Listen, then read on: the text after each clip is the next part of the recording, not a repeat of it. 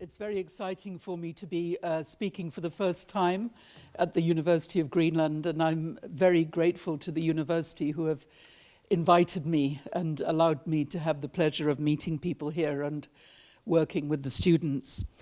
The topic I'm going to talk about today might seem a little strange because I am English by nationality. My main job is in Iceland. But it so happens that in the last few years I have become absolutely fascinated by the Faroe Islands, not only as a beautiful place to visit, because I go there quite often just for a holiday, but also the people, the policies, and how they're dealing with their problems, and how that fits into the broader pattern of Nordic states. And indeed, what we're talking about tonight is how do the Faroes fit into the broader pattern of what is happening in the Arctic today. And I hope I can make you share my feeling that this is actually a very fascinating case. It tells us about a lot of things, not only actually about the Arctic issues. First, to start with a few facts. The Faroe Islands produced in April last year this document. It's called the Faroe Islands, a Nation in the Arctic, which of course is quite an interesting thing to say. It was produced by a group of 6 persons. They spent about 9 months. They were chosen by the Prime Minister, but most of them were not officials. In fact, most of them were representing specialized skills, education, or the private business sector, including fisheries. The report that they produced here serves several purposes, because you could read it if you just want to understand what is going on in the Arctic, what are the facts, what are the institutions, who are the players. So there's a lot of just good background in it. Then there is analysis of how the Faroes are affected, and then it, in each section, has some specific recommendations on Faroese strategy or Faroese policy on the relevant issues. And all of this is quite neatly contained in just 42 pages. It's very clearly designed, and I think it's very well constructed, I would say. And in August last year, the English version appeared, and I should say that both the Faroese and the English versions are easy to find online if you would like to look at them in detail. In early November, the report was brought to the Faroese Parliament, the Løgting, and the Løgting was asked to say, should this be the base of future Faroese policy? It's actually quite interesting to put that decision in the hands of a parliament, and I will be coming back to that later. And in fact, the parliament had already studied it, they'd asked for additional information, and they were able very quickly, with the agreement of all the parties, as far as I know, maybe just 1 or 2 abstentions, to say that indeed they were happy with it, and that the government, the Faroese authorities, should go ahead and act on that basis, which is the phase that they're in now. Now, I'd like to pause for a moment because this has been described as the Faroese Arctic strategy, and the word strategy has been used for similar documents published, for instance, by other Nordic countries. And I think it's just worth dwelling for a moment on why a strategy, how are we using this word? It's a rather new way of using it because traditionally, strategy was something that happened in a military context. Military leaders would decide on their strategy for winning a war or conquering somebody else, and the point was that the strategy was a long-term, high-level plan to keep you on the right track, if you like. And then you could change your short-term decisions. Tactics were the opposite of strategy, because tactics were the small day-to-day decisions you would make, but the strategy would keep you going in the same direction. Now, these strategies that we're talking about today are not military, but they still have the idea of being general, of being quite long-term, and trying to coordinate and make sure that over several branches of action and over maybe 10, 15 years, you will know what you're aiming for and you will stay on track. So it's a reasonable way, I think, to adjust the word strategy.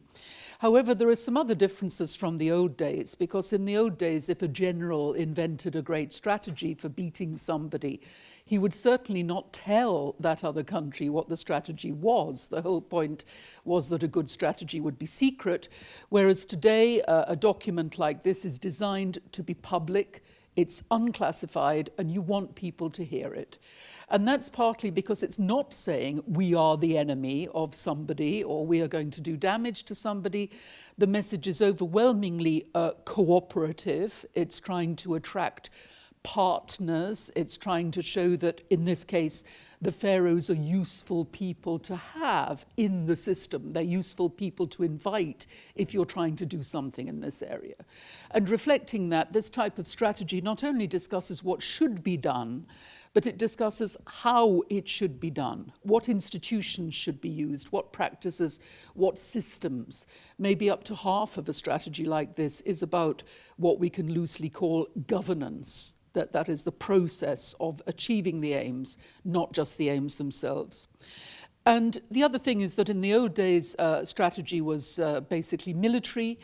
Today, these strategies are about security, but security in a very much broader sense, because the modern definitions of security, well, they may still include a military threat if you think you have a military threat, but that's only a small part of it. Security today is understood to include economic and financial stability and protection of your interests, environmental security, which is both protecting the environment and protecting yourself from natural disasters, the security of your vital supplies, oil, food, investment funds, it might be, health security, particularly against major epidemics and pandemics, cyber security, and even basic human security. Do you feel safe in your society? Do you feel that you have the rights that you want? All of that is involved in security, and typically a strategy like this has to look for problems or issues or opportunities in all of those different fields. Now, why is it useful to have it in one little book like this?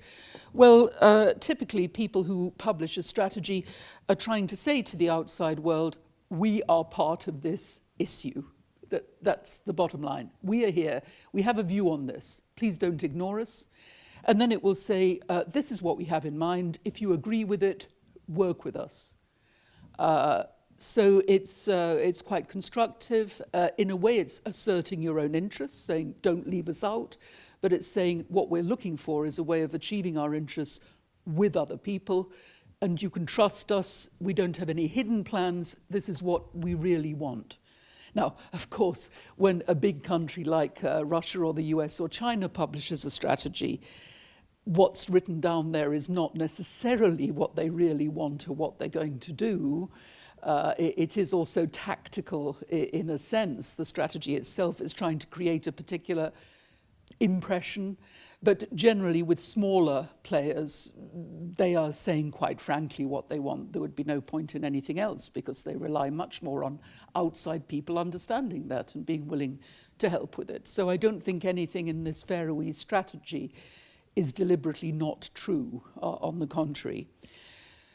When you're looking inside the country, I mean, what is this meant to achieve within the Faroes? Well, it's partly just informing people. That's why there's a good factual base in it.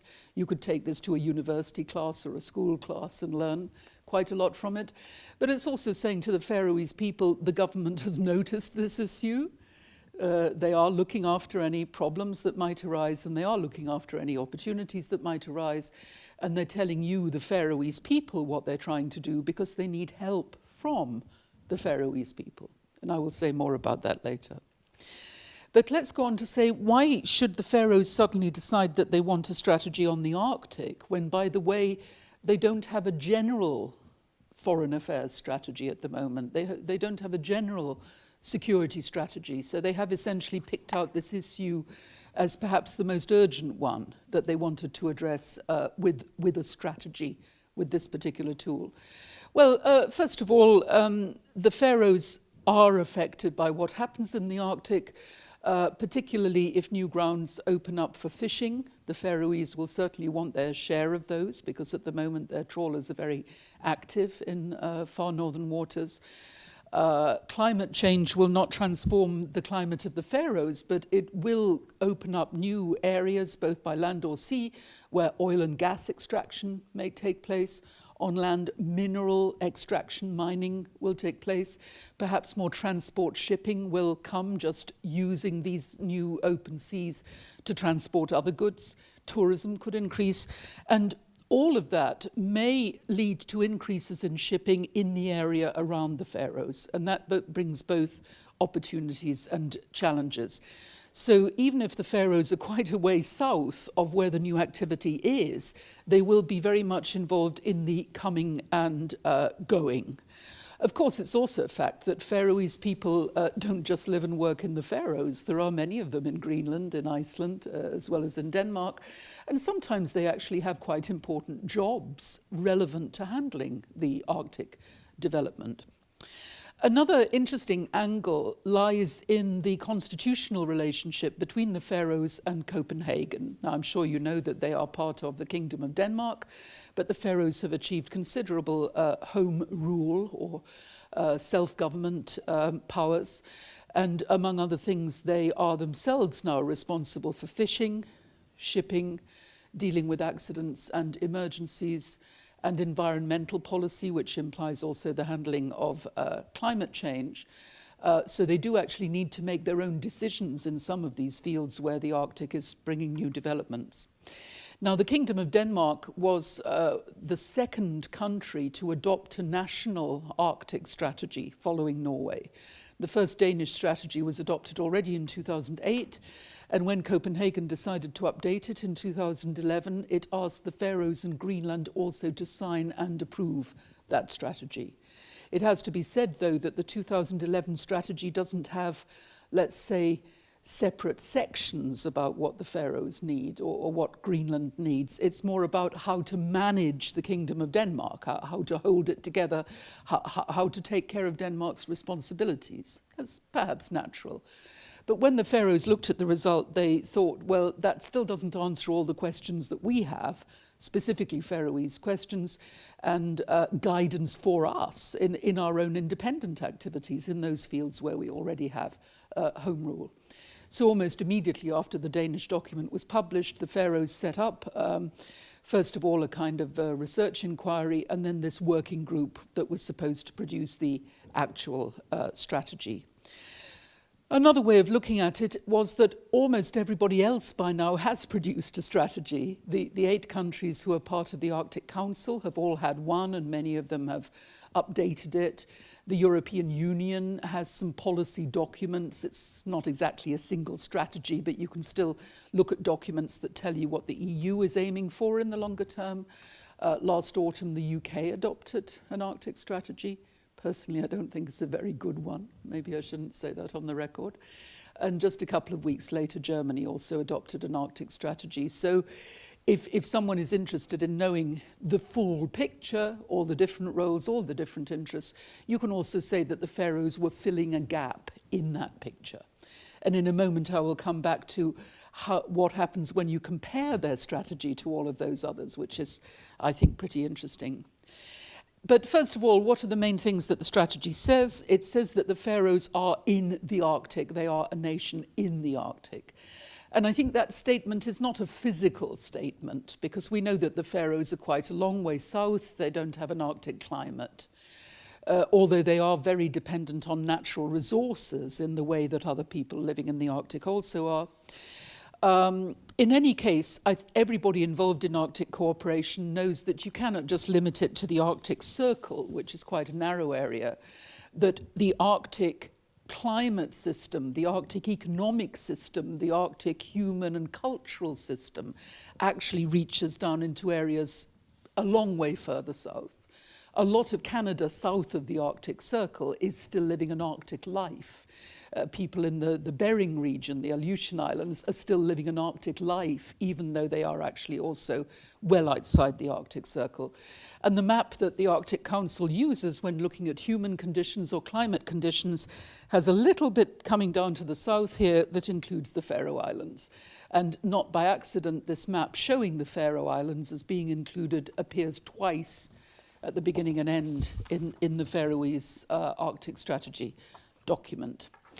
In any case, the Arctic is affecting many other people's lives through its impact on climate, its linkage with world climate, and the new economic opportunities and the dangers that go with that. So it's in a way not surprising that the Faroes have a strategy when people as far away as Britain or Germany have a strategy, when China, Japan, South Korea, and even India have been demanding to come and sit at the Arctic Council and find out what's going on. There are, of course, elements in Faroese identity, history, and culture that tie them to the other states in the Arctic area. And I might briefly mention there the framework of West Nordic cooperation, where the Faroes, Iceland, and Greenland come together and find that they have a lot to discuss in terms of common values and attitudes, as well as the specific problems that they now face with Arctic development. So what does the strategy say about the Arctic? Well, it's interesting because it openly addresses the question, will there be conflict or not?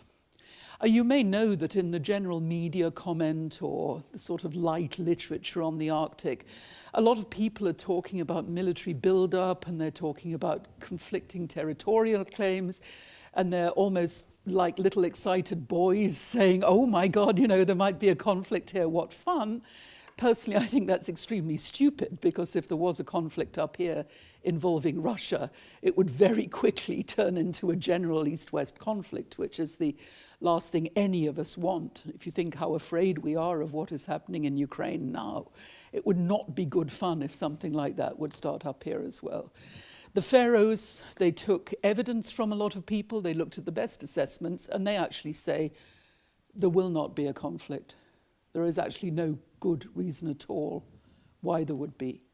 Personally, I'm on their side, but I think it was quite bold of them as a small nation to say, you know, we think we understand, we've looked at this, we don't think that there will be a conflict.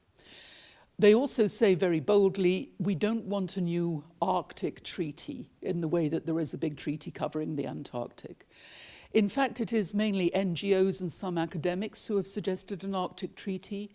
None of the other nations here actually would consider it for one moment, because in the case of the Antarctic, which is so far away from any human habitation, it's never been inhabited, it's never been used for anything, you can say, let's keep it separate, just as you might say, let's keep the moon separate. But here in the Arctic, we've had people living in Greenland for, I think, up to 10,000 years. I mean, you know, it's not exactly the moon. It's a human place, it's a political place. The great bulk of the Arctic is actually covered by the legal territories of states and their legal sea areas. And you really have to manage it as a cooperation among states, not as some remote area that is just blocked off. And the Faroes associate themselves very strongly with that position. They say, let's work through normal, cooperative institutions and normal global legal systems, like the law of the sea, for instance, or the regulations of the International Maritime Organization. We actually have the instruments if we want to cooperate. We shouldn't run off to try and create something new. They also discuss, of course, the other controversial issue, which has to do with the environment versus economic gain or economic development. Some people feel very strongly that the environment should be protected, that you should minimize new industrial or commercial activity up here. Others feel that as long as not everyone in this region is living a completely happy or wealthy life, you do have to bear in mind the economic and social interests of the people. If there's some new activity that you can carry out in a responsible and sustainable way, not wasting the resources, not destroying the environment faster than you have to destroy it, then maybe you should do it in a prudent, cautious way, properly consulting with people and doing it within international rules, the rules of the Kyoto Protocol or whatever it might be. And that is, of course, the attitude that the Faroes take. They say that you can't just stand by, you have to take the new opportunities for development, but do it in a sustainable way. What is interesting, though, is that having mentioned the opportunities, they say a lot about the dangers. And there are some other strategies that, you know, are all terribly excited and we're going to make more money here and here and here. But in the Faroes case, they also point out that, look, if you have more ships, you're going to get more accidents to ships. And if you get more accidents to ships, some of those will cause greater pollution. And if you get pollution in these cold waters, it's going to affect the quality of the fish. And when you affect fish, you affect 95% of Faroese exports. So although you may not be afraid of conflict, there are other things that you should be very afraid of and should take seriously. And these are risks that will become greater even if we don't suddenly expand the Arctic economy, because we already have quite a lot of industrial and commercial activity, shipping, airlines, people moving around within the area. And the instability or the new conditions brought by climate change will have all kinds of risks. You know, people elsewhere in the world who talk about the ice breaking up don't realize that the ice breaking up means icebergs, right? And what do icebergs mean for shipping? Well, the Faroes understand that, and they do draw a lot of attention in their document to those risks which we may call soft security risks. Nobody's fault, not war, you know, by contrast with hard security risks that involve weapons and wars and conflicts. Now, I'm not going to go into detail tonight, although I can certainly answer questions about the details of what the strategy says, but I can tell you that these are the 5 sections that it's divided into. It starts with economic development, which I think is quite deliberate because they want to underline that the Faroes would like their fair share.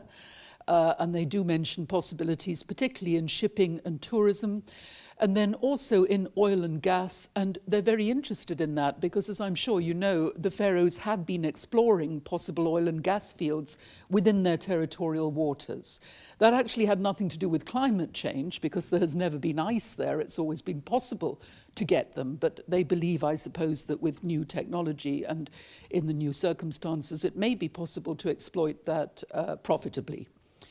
Fisheries has a section to itself, and I think we can understand that from what I've already said about the importance of that for the Faroese economy. And the Faroes also have a quite clear and bold statement that they do want fishing to be allowed in any new waters that become free. There are some people, indeed some people in Brussels, in EU circles, who are saying just block any new fishing until you understand what's going on. But I think the Faroese view is that you may never fully understand what's going on. You can still study it enough to see where are the fish moving, how many are there, what can you take, at least in the near term, in a responsible way, and just keep monitoring it. And that's what they would like to do. And they would like to do it through international cooperation, extending the fisheries commissions that already exist to monitor and control fishing in the North Atlantic, for example. And it is, in fact, the view of the majority of Arctic states that you should build on that kind of multilateral cooperation to allow some fishing, but to keep a very careful watch on it.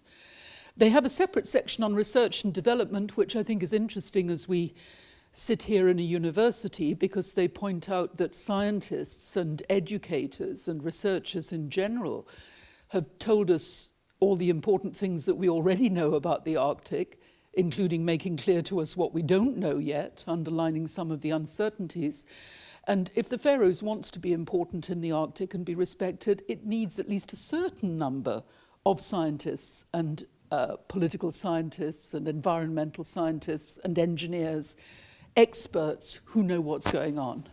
And of course, if you're a small country but you have good experts, it's one of the ways that you can make an impact bigger than your size might suggest. And they go into very practical questions, which I'm sure people from the university here will appreciate, like, can we be sure that these Faroese experts have enough money to go to the big international conferences, where it would be good that a Faroese voice should be heard? They're very practical in raising those kinds of issues. In that section, as in several other sections, by the way, they do suggest increasing the West Nordic cooperation with Iceland and Greenland, and that is actually happening through all kinds of new educational schemes at the moment. There's a section then on the environment, but a lot of that is devoted to new pollution problems, because the climate as such will not be changing very much around the Faroes, but the pollution from the new activity and pollution which will have unpredictable effects in new climate conditions, that is clearly one of their big concerns, and a lot is written about that. And then that flows quite naturally into the last section, which is talking about shipping at sea and the problems of accidents and what powers the Faroes have at the moment to monitor and control their own territorial waters.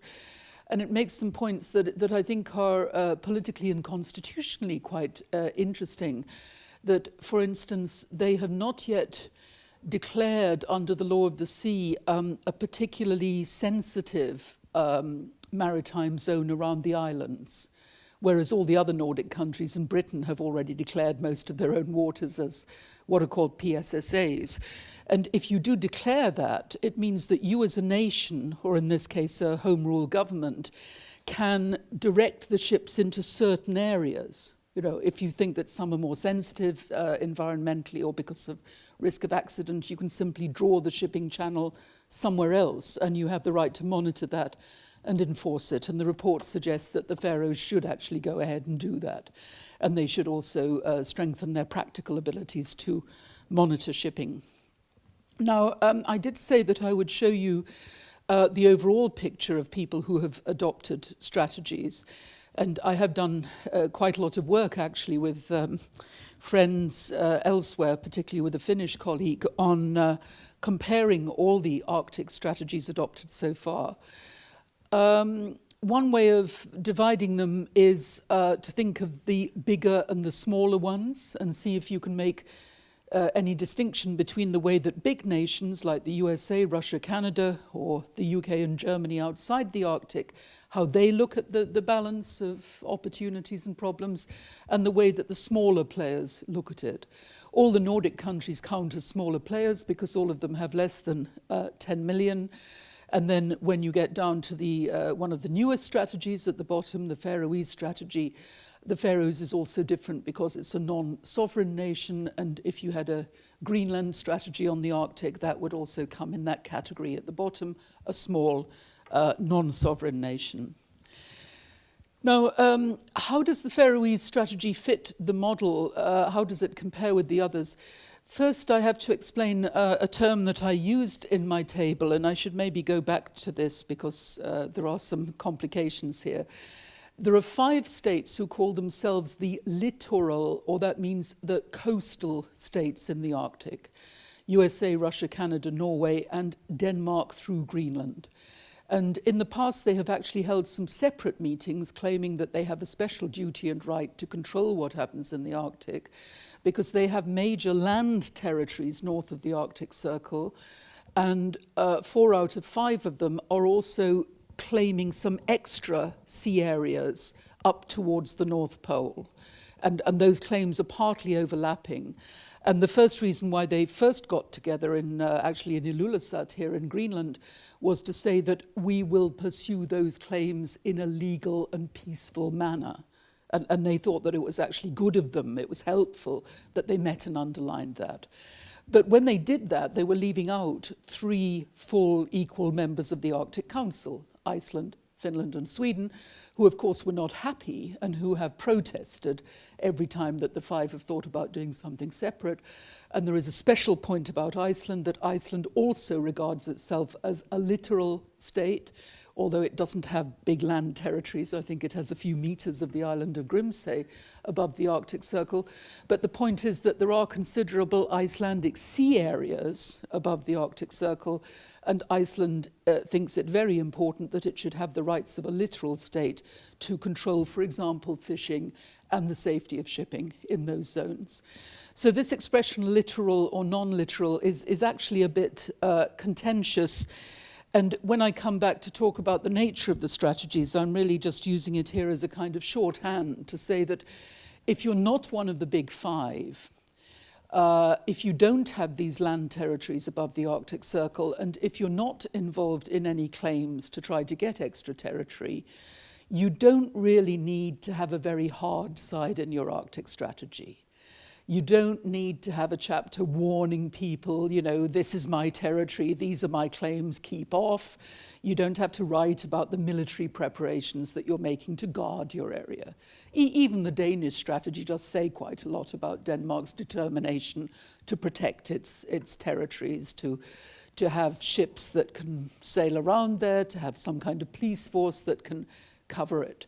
But if you're the Faroes, you don't need to say any of that, because clearly you're nowhere near those disputed areas of the Arctic. You don't have high northern territories to worry about, and you're also non-sovereign, so that even if you wanted to do something in defence terms, it would have to be done through Denmark. So that element is simply not there in the Faroese strategy, whereas it would be very strong if you looked at, for instance, the US strategy, which starts by talking about fighting terrorists, fighting smugglers, fighting pirates, you know, almost looking for people to fight in the north. And the Russian strategy and the Canadian strategy are also pretty tough on those kinds of issues. So instead of talking about that, the Faroese strategy talks much more about, well, what I've just described: environmental issues, economic issues, soft security, and particularly dealing with accidents and pollution, and human issues, the needs of Faroese education and society, although they don't need to talk about the special issues of indigenous peoples, which are, of course, a big issue in Canada, Russia, the US, and here in Greenland. I think that if you look down the list of small countries who have strategies on the Arctic, then the Faroes fit extremely well into this, and they have very common features with the other Nordic strategies. They want to stress the need for peace, certainly that they want peace. And in the Faroese case, as we've seen, they say very clearly there will be peace. They stress the need for cooperation and their willingness to play a part in that. And they talk a lot about the institutions and the legal systems and how they want to claim their own equal place in those systems. And obviously, if you're small, you have to think even more about the how, about the process of getting what you want, because you can't automatically just stand up and know that everybody is going to listen to you, which you can expect if you're a big country. Even when you have the most stupid policy possible, people have got to listen to you. If you're small, you're going to have to work for that, and you're going to have something fairly clever and attractive to put forward.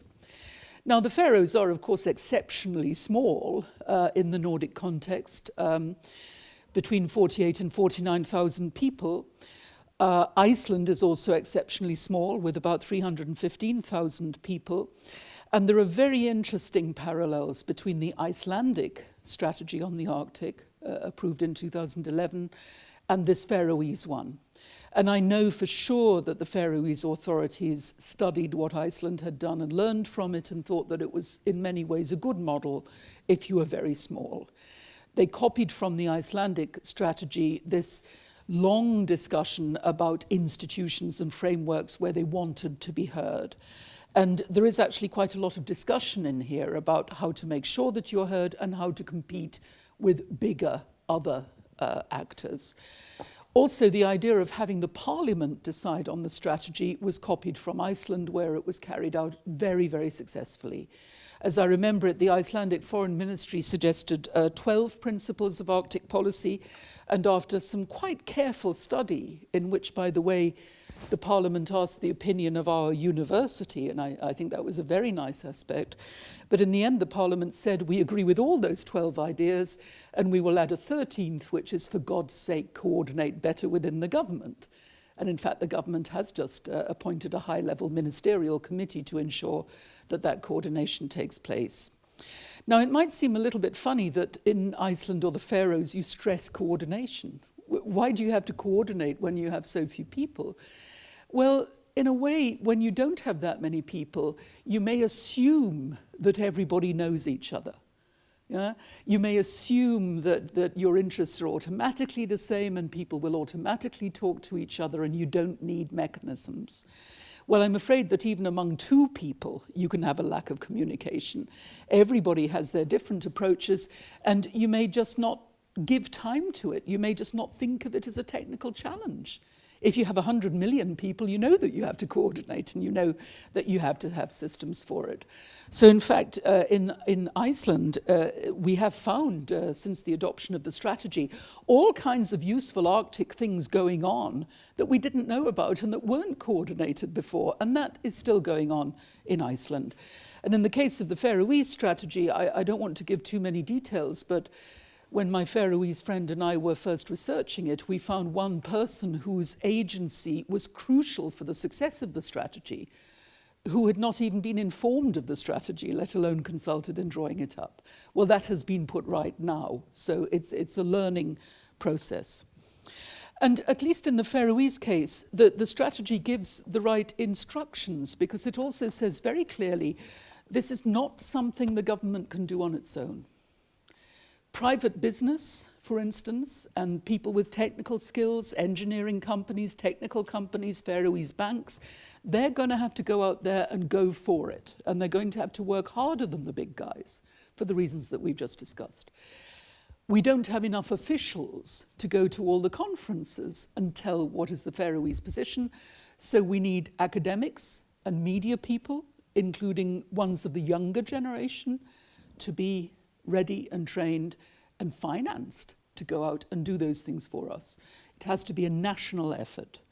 And of course, that's another reason why it's very clever to do it through the parliament, because you are in a way there reaching down through the political system to the grassroots and making sure that nobody is against this politically and everybody should have some idea what is needed and what is going on. Now, at the end, because I want to finish very soon, I just want to offer a few comments of a kind of judgment or an evaluation on the Faroese strategy. And I have worked on this together with a Faroese friend, so I hope that my ignorance has been balanced by her knowledge.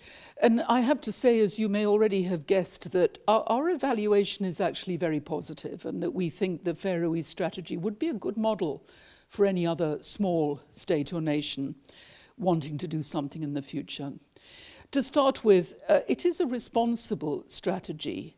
It is sort of good, you know, reasonable in some terms, because it rejects drama, it rejects hype, it's very factual and careful, and it rejects the idea of conflict or competition or harming anyone.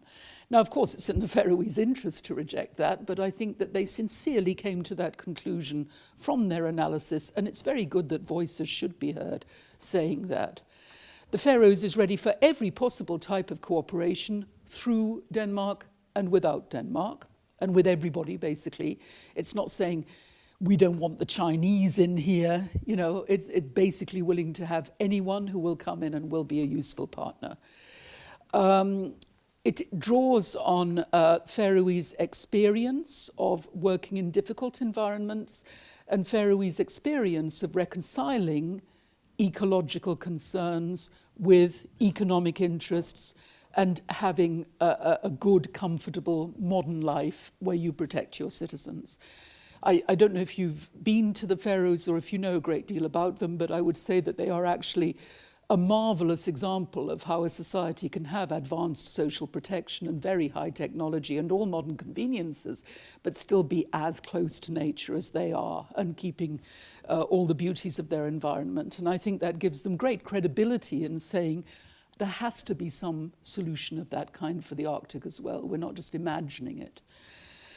And then finally, I do think it's very much to their credit that they haven't tried to paint only a happy picture and that they have given so much attention to the dangers, the soft security threats, and they have offered their own little bit to try to deal with those dangers, while obviously very aware of their limitations.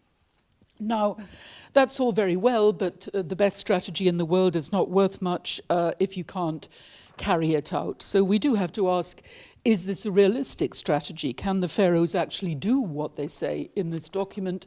Well, I think, first of all, it's sensible not to try to deal with issues that are too tough or too big, and it doesn't try to go outside the present constitutional framework. If it had tried to make comments on defence, for instance, then that might have been politically risky, but also a bit pointless.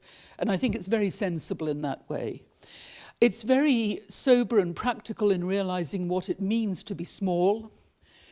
You are not going to get the big pot of gold, whatever happens, if you're a small country.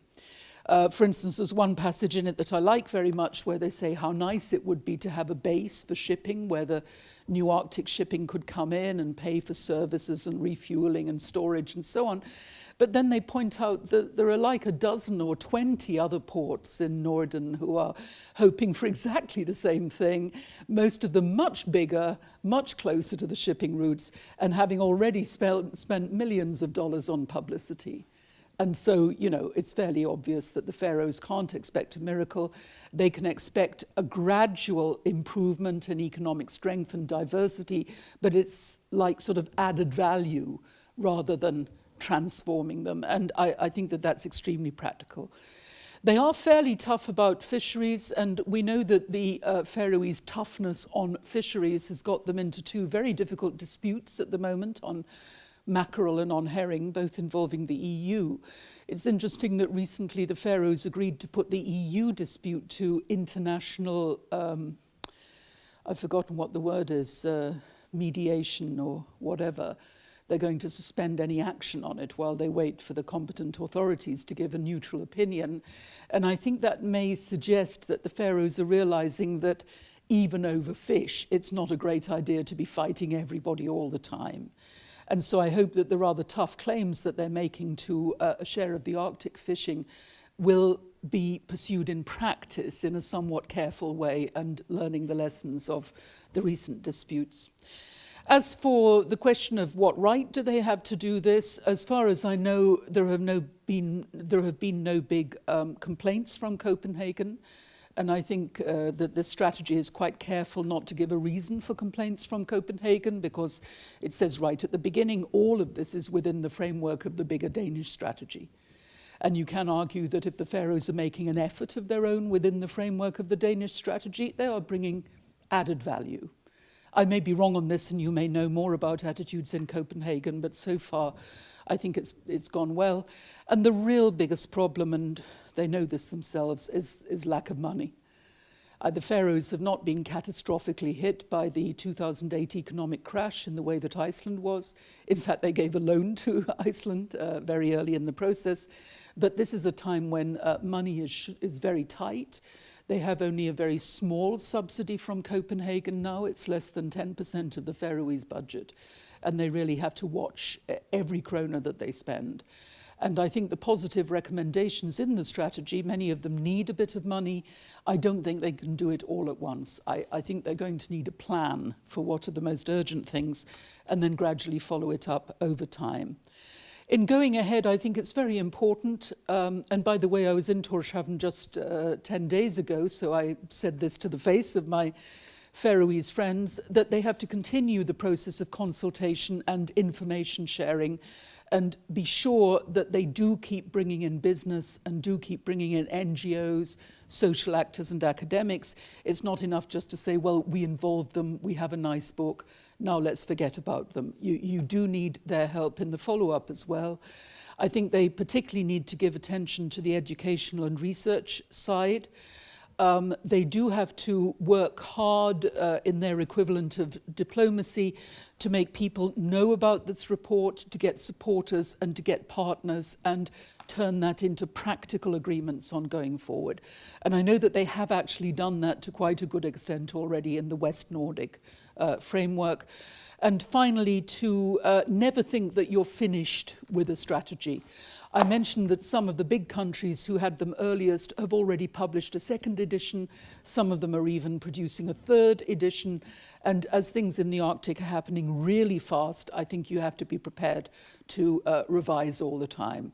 I can tell you that when I talked to the young official in the British Foreign Office and said, I have to tell you, I don't think you're I don't think your strategy from last October is that great. He said, well, look, we may have updated it already by the end of 2014. Now, that would be unusually fast, but it's not stupid, because you have to react to the changing circumstances and you have to react to the way that people have reacted to your strategy. I know that the Faroese are thinking along those lines. When I was there 10 days ago, I took part in a public debate on the strategy and how to follow it up. And I think as a small state, they are quite flexible enough to develop the strategy in whichever way might be needed. So that's the end of what I have to say now. I know we're going to have a break before questions, but I would like to thank you very much for your patience and your attention so far. Thank you.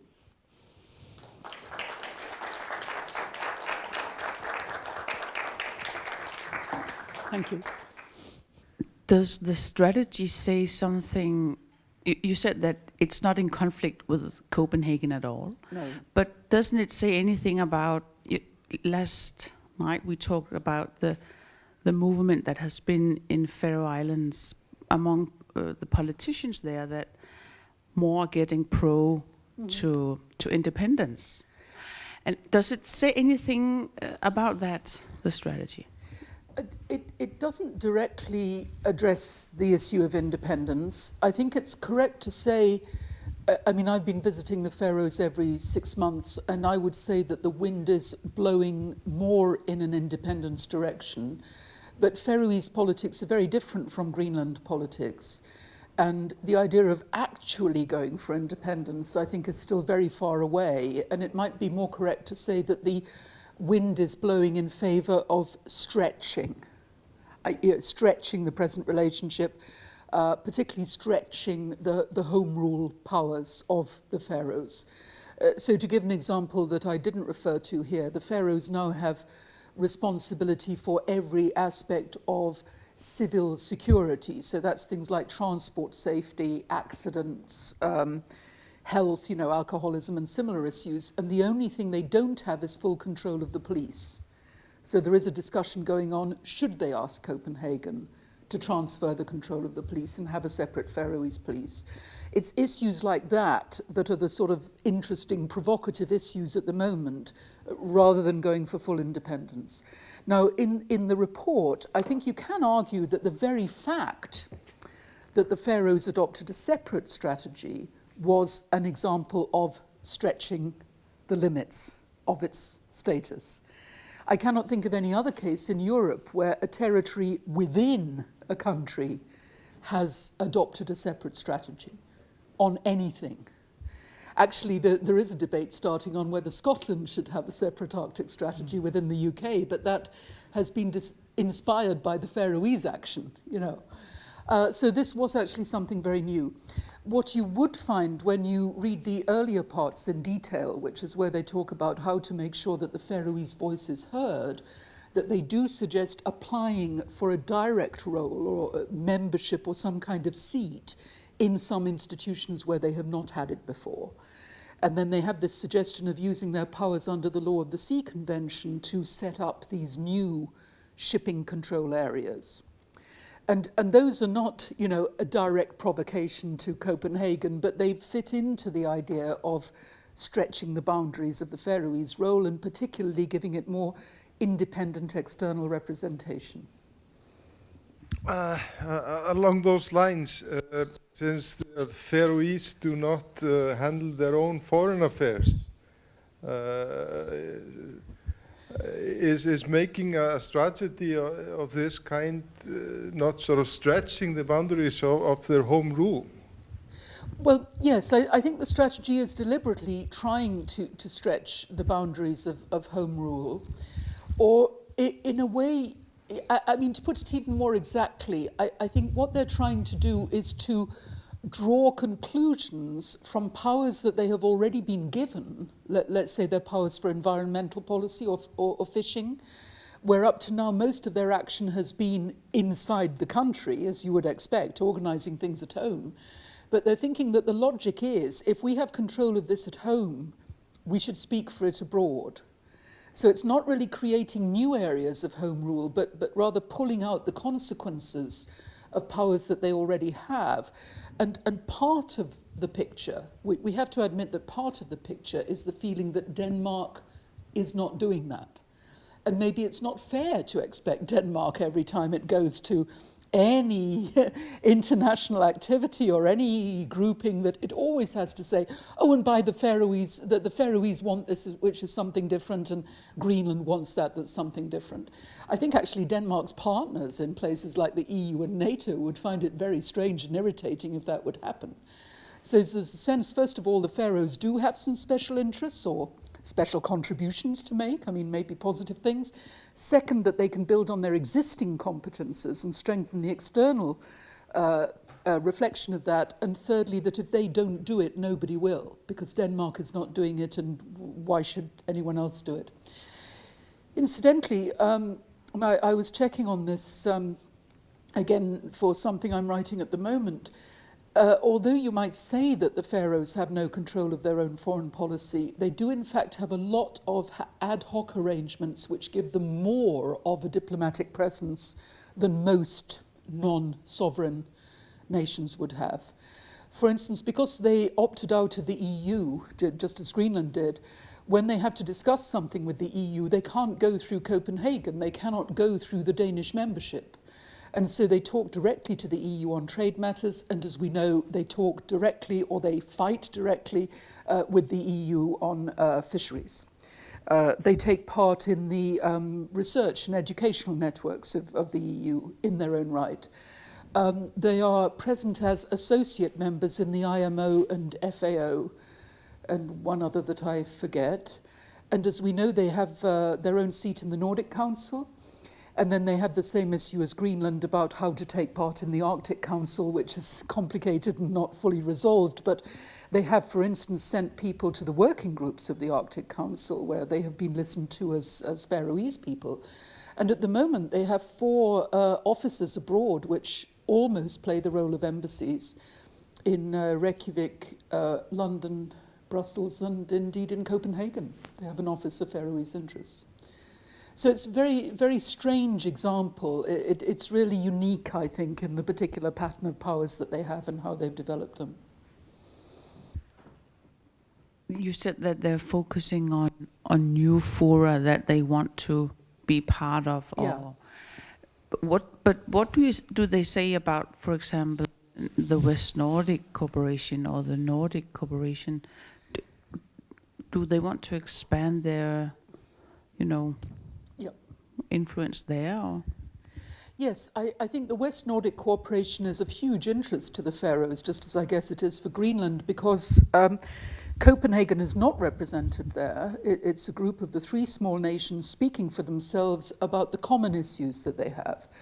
And I actually attended the West Nordic seminar last August in Narsarsuaq, where it was discussing common challenges that the 3 have about handling natural resources. The resources that you would be handling are different in each case. I mean, here you have to talk about mining, minerals, uranium. The Faroese are really only thinking about fisheries. In Iceland, you think about power generation and fisheries. But the principles of the issues are very much the same. What you should do, what mistakes you should avoid, how you should play your cards when you're dealing with big countries, big companies, which institutions are useful to work with. There was a very interesting discussion which I was privileged to witness myself. This year, I understand similar meeting will be in Iceland, and there will be a focus on all the aspects of food security, which is also something very relevant to all 3 of the territories. So I think strengthening the relative importance of West Nordic cooperation is one of the ways that the Faroes can, stretch and use those possibilities they already have. And if I understand correctly, the leaders of the West Nordic Council are at the moment looking at the possibility of a common Arctic strategy, or at least common guidelines for Iceland, Faroes and Greenland in tackling some of these Arctic issues. Now, again, they will not be talking about military affairs or disarmament or legal claims or anything like that, but talking exactly about the kind of things that are here in the Faroese report and which are very relevant to the others. And in Greenland, you do have home rule powers also to deal with the same things.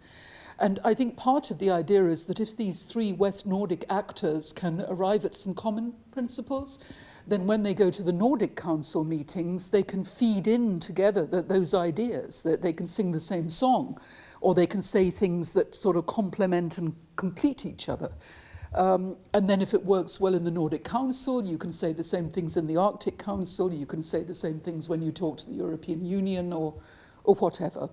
So I think the West Nordic Council is useful for the Faroes not only in itself, but as a means to multiply its influence in larger bodies. That process is just starting now, and I think it has a lot of potential. The new Icelandic government have expressed very high priority for West Nordic cooperation. It's one of very few foreign affairs issues that was in the government platform. It was very much highlighted there. On that point, it's an interesting thing that the West Nordic cooperation between Iceland, Greenland and the Faroes is handled by the parliaments and not by the governments. So far. What do you think about that? Is that important? Well, I think up to now that's actually been rather a good thing because all the different parliamentary parties are represented. So it's not just government speaking to government. All the parties can speak to each other and they can maybe find common interests that don't have to do with parties. Because as we know, Icelandic politics is quite exciting. There's sometimes quite a harsh difference between right and left. I think it's a bit less harsh in the Faroes, but you know, a certain right-left division does exist. And I think using a joint parliamentary body gets you around that. And hopefully the members of parliament are quite close to their people, so that you also get a grassroots element. But it's interesting to see what's happening now, because my understanding is that an agreement has been made that the West Nordic governments will also speak directly to each other using this same kind of format and similar topics. I think that's very recent. It's something that will just start this year. And it reminds me so much of what happened in the Nordic case, because in the Nordic case, you began in the 50s with the Nordic Council, purely parliamentary body. And then I think it was the early 70s when the Ministerial Council started meeting, and the early 90s when they had the first summit of the Nordic Council of Ministers. Gro Harlem Brundtland and, what was his name? The Finnish leader at that time took that initiative. Now, with the West Nordic Council, those changes, those steps have come much faster, and I think maybe it's normal because for the small countries involved, this is one of the few methods that they have, and they have to start enhancing it quite quickly. Well, I have a question, Alyson. If you now think about the Greenlandic case, do you believe that Greenland also needs an own Arctic strategy? Well, funnily enough, when I come to do my final teaching session here at Ilimmarfik tomorrow, I want to discuss that with my students. I would very much like to know what people here think. I mean, Greenlandic students and other people who are living here and who understand the Greenland situation better than I do. I think an obvious objection you could make is that Greenland is in the Arctic. Greenland is the Arctic. Everything that you do here is in a way an Arctic action or an Arctic policy, and it may be very artificial to try to separate that from your general external policy or strategic policy or whatever you want to call it. However, I think it would certainly be useful to take the list of the issues. I mean, if we go back to the set of issues that are in the Faroese strategy, which seemed to me a very good starting point, economic development, where you would have to add mining, of course, fisheries, education, research and development, environmental protection, and safety issues and accidents. I don't see why you shouldn't have a separate and coordinated set of ideas and priorities for Greenland in those particular areas, and consider, are they the same as Faroese priorities? Are they the same as Iceland's priorities? Can they feed into this West Nordic cooperation that we're talking about? And if you wanted to do that, I honestly don't think it matters what the document is called. I mean, every time I write an academic article or a media article about strategies, I say, look, it's just a name. It's just a word. And much more important than the name or the word is the process that you go through. That you put these kind of longer term questions to yourself. You see that all these different aspects, 5 or more aspects, are actually linked with each other, that your actions in each of them have consequences for the others. And you realize that you should be consulting widely, and you realize that you need the help of people outside the government or outside the political system to make it work. If you can apply that to the Arctic here, I don't care whether you call it a strategy or what you call it. I think it would probably be useful to try to do it anyway. You were talking about students in the Færøernes, how they wanted to include them in the strategy. Mm-hmm. Can you go into details of how they wanted to do it and if they're actually doing it? And just wanted to know more about that. Okay. This is something that has happened both in Iceland and in the Faroes, and there are some interesting things about the Icelandic process that I would like to share with you, because at the University of Iceland, a group of the graduate students got together on their own initiative and created a network to look at issues of security and defence. They called it Nexus. And they brought in some young professionals who were not in the university but already working somewhere else as lawyers or in the Coast Guard or in some of the ministries, Ministry of Justice, Ministry of Foreign Affairs. And they don't have any political position, right or left. They're not in favour of NATO or against NATO. They're just interested in a good analysis of strategy and security. And the Icelandic Parliament, the Alþingi, got to know about this because one of their young researchers was friendly with the members of the group. And so when they were considering the Arctic strategy, they asked Nexus for an opinion. And so these young graduates, some of them still students, sat down and wrote their opinion. And the feedback that they got from the Alþingi was that this was one of the best opinions that the Alþingi got. And it did indeed influence the final decision that the Alþingi took. Now, in the Faroes, as far as I know, in the initial writing of this report, there was not an involvement for students. There was an involvement by the academics and the teachers at the university who gave evidence themselves and also suggested experts who could be consulted from outside. So the university was involved. What has happened over the implementation is that I and the other teachers have been working with the students, getting them to put forward their own ideas on security and strategy, both in this context and more generally. And the people in the Prime Minister's office have said, please make the students write down their conclusions because we want to see them. And I think that that's terrific. It's very sensible. It makes the students feel that what they're doing is more important.